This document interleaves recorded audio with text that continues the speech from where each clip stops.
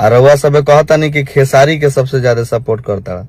इज्जत हर केहू के प्यारा होला। अरे महाराज आजकल तो लोग अपन बाप की इज्जत नहीं के करत, आ खेसारी भैया हमरा के इतना इज्जत करेले, ते में का दिक्कत बा? लोग के का ऐसे प्रॉब्लम बा भाई, हमरा ही नहीं के बुझात।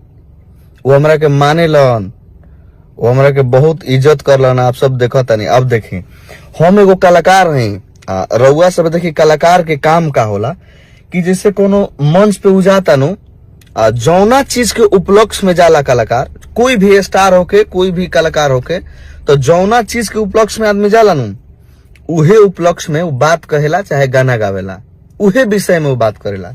तो हम खेसारी भैया के यहाँ जाइला तो खेसारी भैया के बारे में बात कर देनी। हमारे ई नहीं खे कि लोग के नीचा दिखावे के बा, चाहे लोग के हम गलत संदेश देता नहीं जी ना। काल चल के हमारा के केहू और बोलाई, हमारा के इज्जत करी, तो हम वो आदमी के बारे में बोलब। ई तो हमारा सौभाग्य बनू जो हम लाइक माने। खेसारी भैया के पूरा टीम हमरा के मानेला, पूरा टीम भाई लेखा। तो लोग इज्जते खातिर मरेला, तो हम अपन जाता नहीं। मत कह लोग भाई, ये सब ठीक नहीं लागत। वीडियो के ज्यादा से ज्यादा शेयर करो लोग, और तार लोग भाई गलत नहीं के, हम आजीवन तार लोग के साथे बने।